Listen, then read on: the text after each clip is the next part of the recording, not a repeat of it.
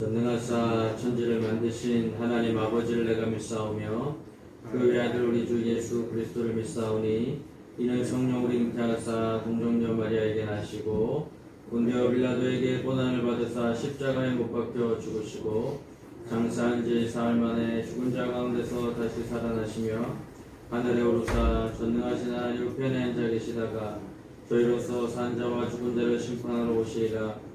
성령을 믿사오며 거룩한 공예와 성도가 서로 교통하는 것과 죄를 사하여 주시는 것과 몸이 다시 사는 것과 영원히 사는 것을 믿사옵나이다. 아멘. 오늘 은혜 받으신 하나님 말씀 마가복음 12장 1절에서 12절 말씀 보겠습니다.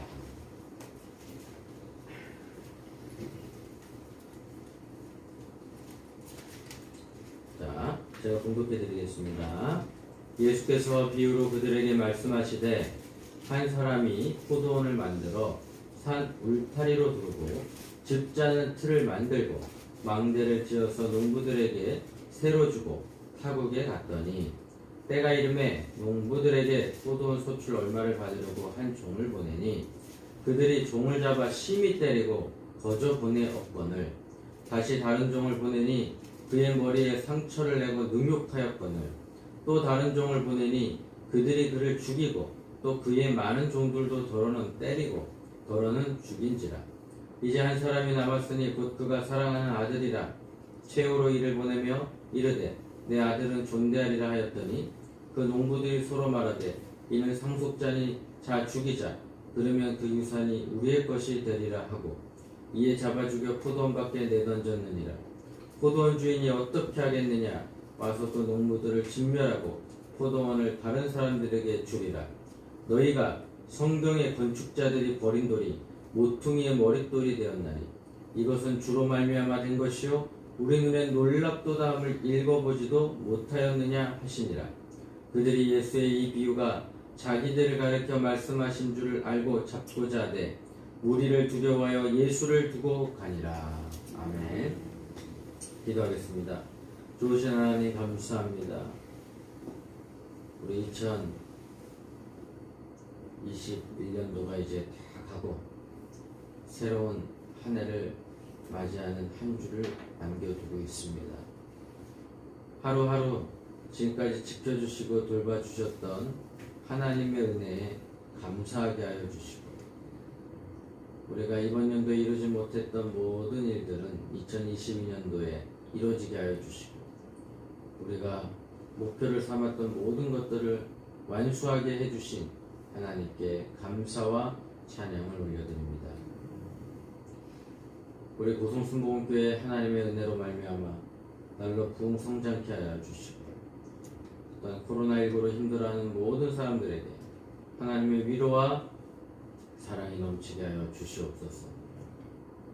2022년도가 되면 또 이 땅에는 하나님이 원하시는 대통령이 선출될 것이고 또 하나님을 두려워하는 군수와 군의원들도 또 만들어질 것입니다. 이들이 하나님을 두려워하고 사람을 사랑하게 하여 주셔서 정치하는데 어려움이 없게끔 도와주시고 지혜와 지식과 총명도 더하여 주시옵소서. 그래서 이 나라가 안녕되게 하여 주시옵시고 올바른 판단을 할 수 있게끔 지혜와 지식도 주시옵소서. 우리 교회 주변에 있는 모든 사람들에게 하나님의 은혜와 평강이 넘치게 하여 주시고 좋은 일들만 가득하게 하여 주시고 우리 성도님들 삶 가운데는 영혼육 모든 가운데 강건해지게 하여 주시고 치유의 손길이 임하게 하여 주시옵소서. 예수님의 이름으로 기도합니다. 아멘. 2021년도가 이제 며칠 안 남았습니다. 이제 2022년도가 다가오게 되는데 오늘 저는 본문 말씀을 통해서 아름다운 마무리라는 제목으로 같이 말씀을 나누도록 하겠습니다. 예수님은 오늘 포도원 비유를 통해서 사람은 반드시 결산을 하게 되었다라고 이야기를 합니다. 예수님은 비유로서 당신의 존재성을 알리고자 포도원의 비유를 설명하고 계십니다. 사람들에게 예수님을 받아들이시도록 촉구하셨습니다.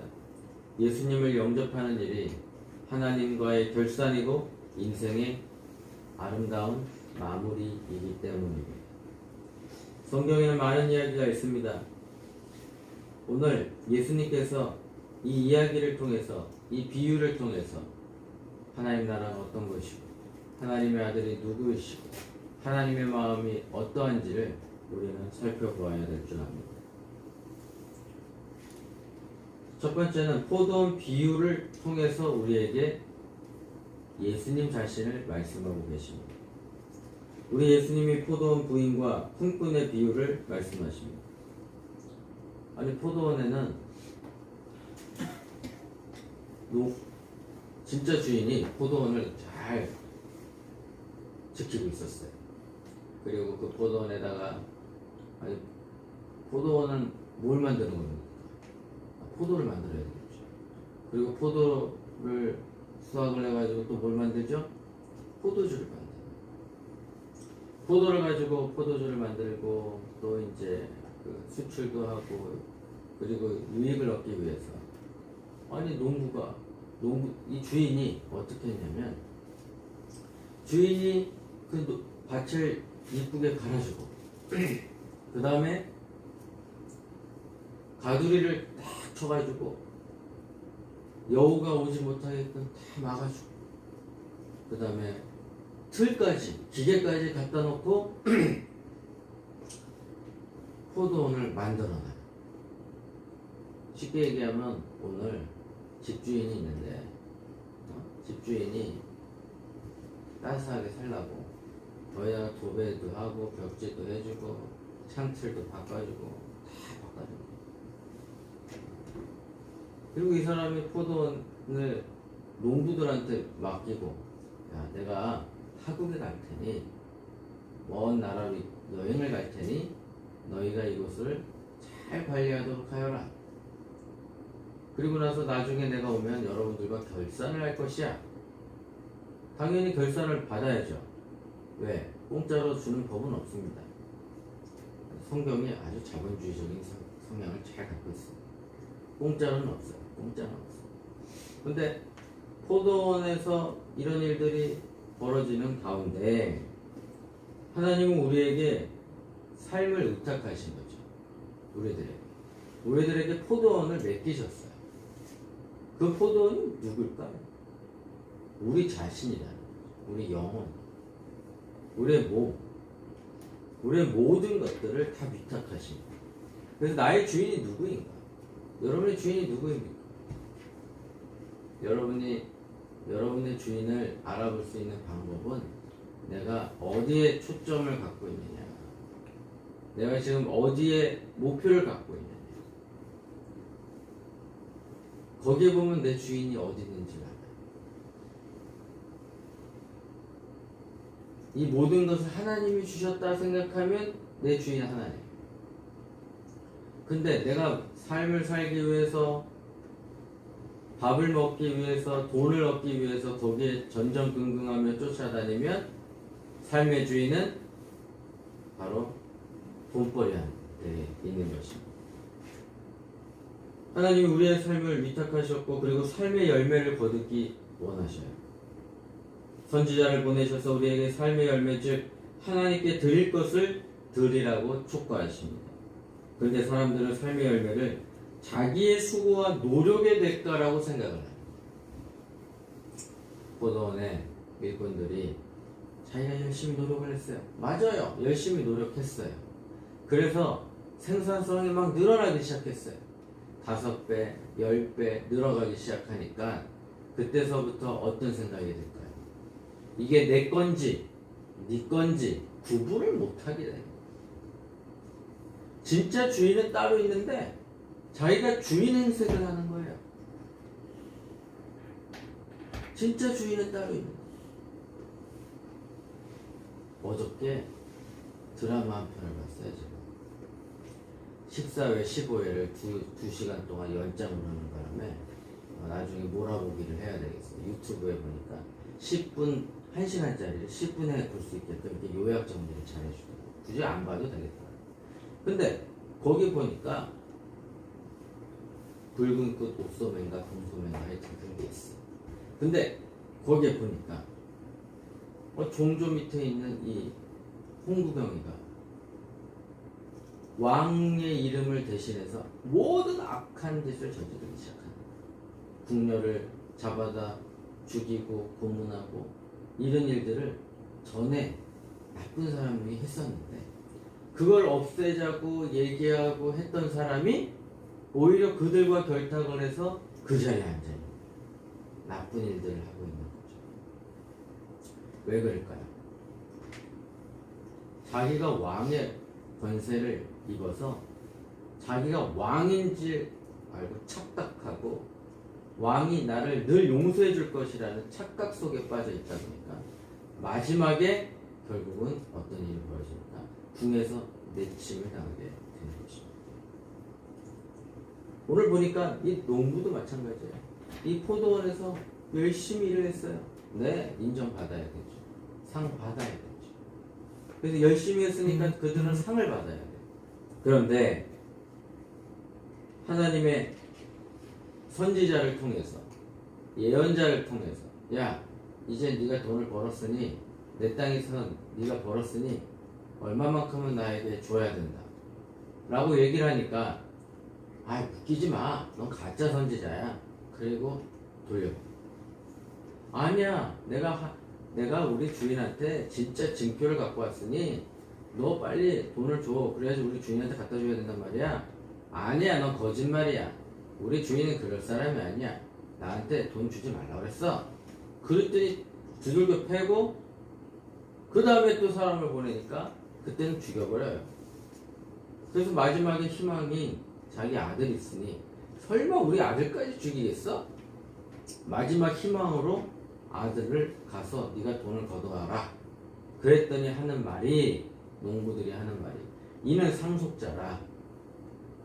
얘가 죽으면 얘는 우리 주인은 상속받을 자가 없으니 우리 것이 될 것이다.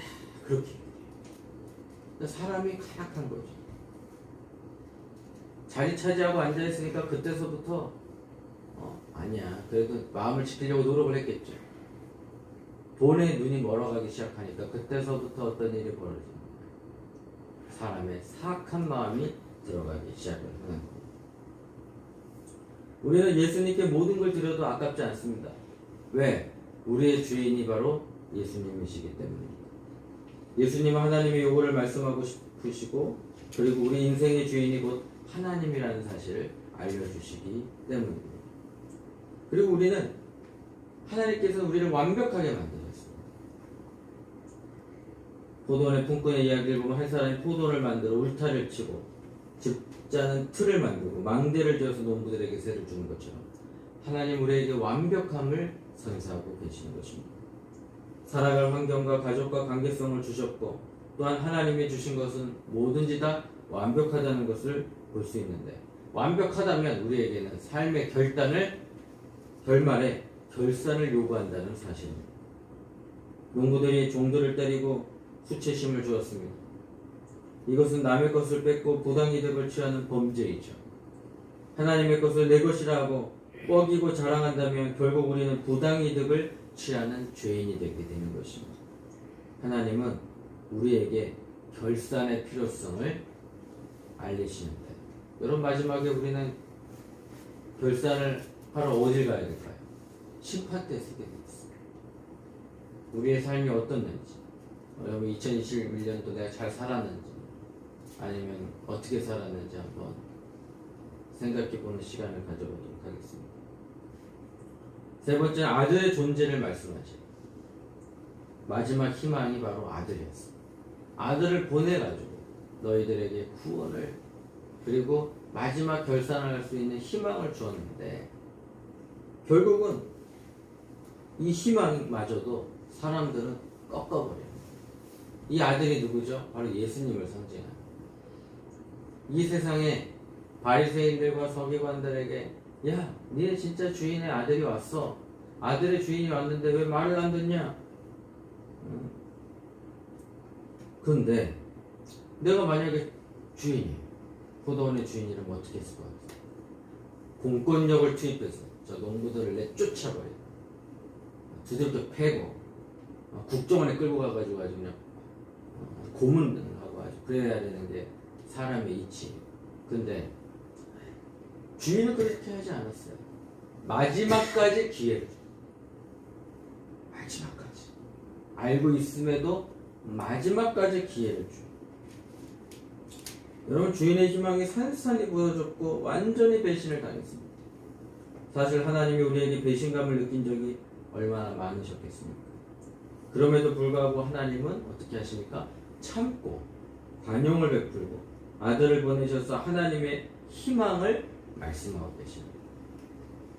사람들은 공권력을 투입하고 범죄 집단처럼 끌고 갈 수 있으나 하나님은 참고 또 참고 또 참고 내가 잘못했다는 것을 기억할 때까지 기다리고 또 기다리고 또 기다리시는 것입니다.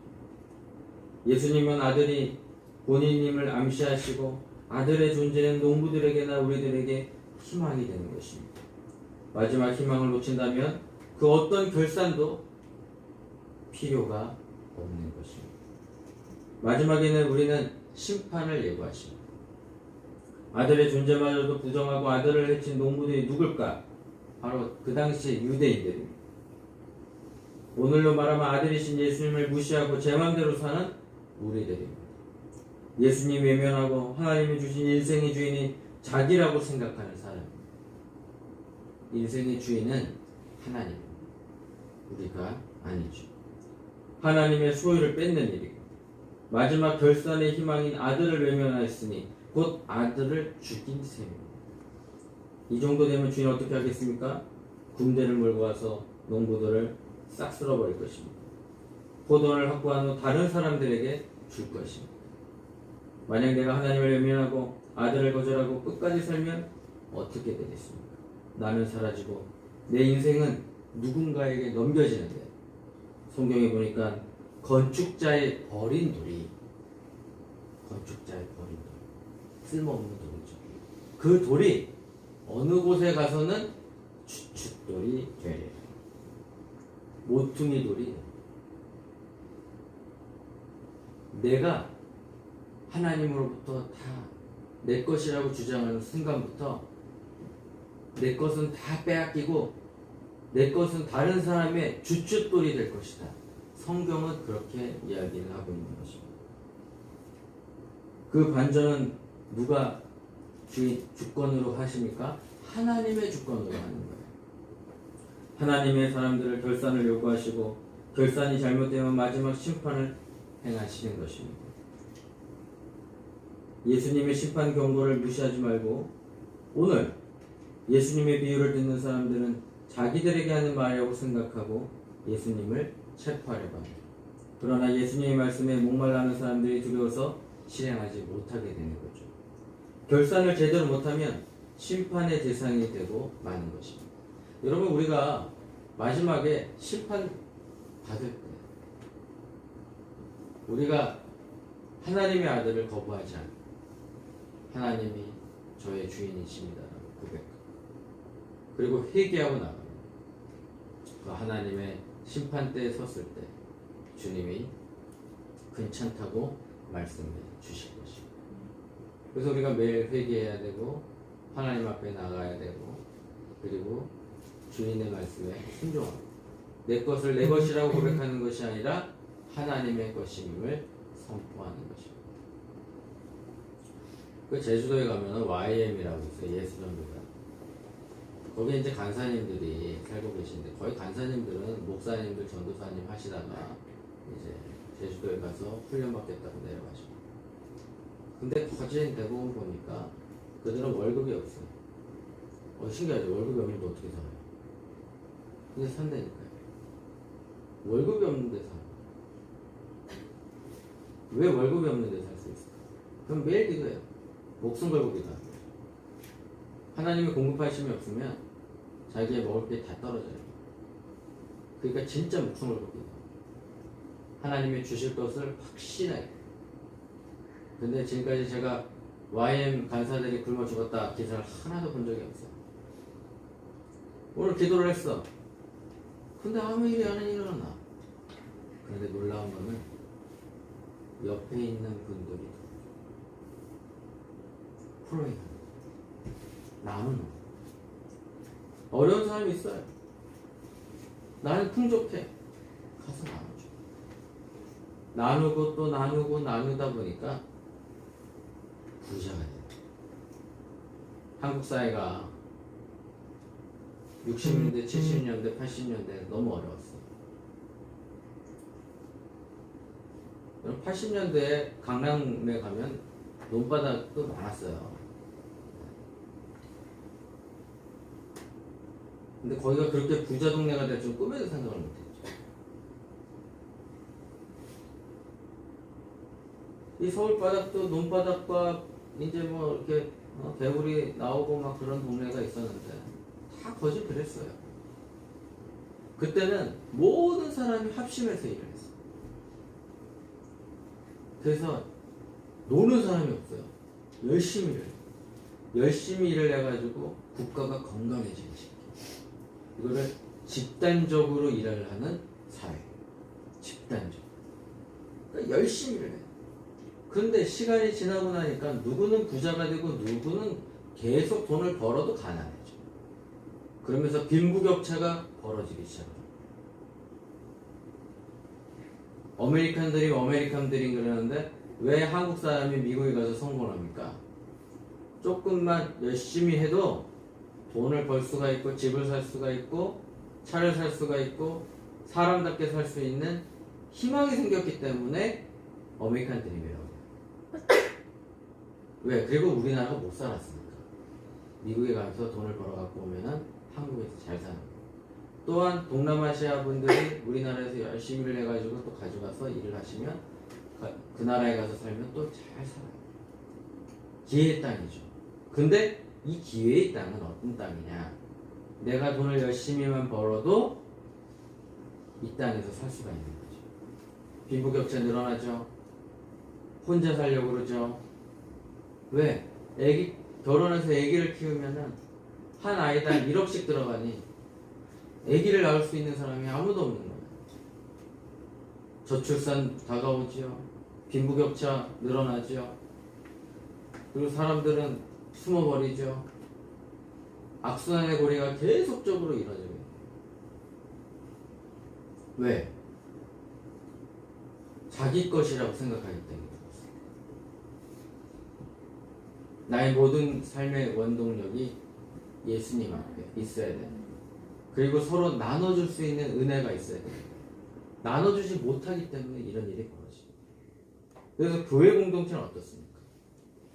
교회 공동체는요, 공동체원 중에 슬퍼하고 우는 사람이 없을 정도로 같이 끈끈한 유대적인 관계를 갖고 있습니다. 사람이 살려면 자본주의적인 삶을 사는 것도 맞아요. 하지만 그 이상의 것이 있는데 그게 뭐냐면 서로 나눔이라는 거죠. 나누고 나누다 보면은 반드시 우리에게 좋은 일이 다가오게 되는 것입니다. 그래서 여러분들이 가지고 있는 것을 조금씩 나누다 보면 이웃 주민들도 살펴보고 그리고 또 가족들도 돌아오고 그러다 보면 우리들의 삶이 윤택해지고 그리고 마음을 지킬 수가 있어요. 내게 내 것이 아니고 하나님의 것입니다. 그리고 하나님의 음성을 듣는 2022년도가 되시기를 예수님의 이름으로 축원합니다. 기도하겠습니다. 좋으신 하나님 아버지 감사합니다. 2021년도가 이제 가고 하나님의 시간이 와서 이제 결산을 합니다.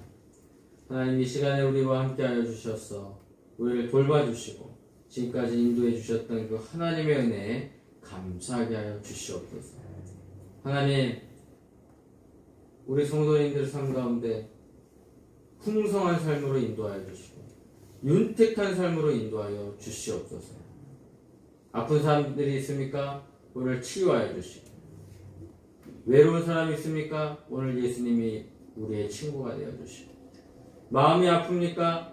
오늘 위로하여 주시고 하나님 아버지 오늘도 귀한 예물 드린 손길에 하나님께서 함께해 주셔서 30배, 60배, 100배, 1000배, 만배의 복으로 허락하여 주시옵소서.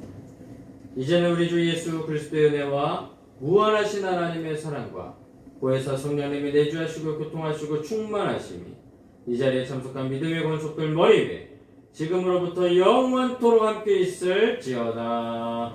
아멘. 할렐루야. 우리 모든 영광 하나님께 올려드리겠습니다.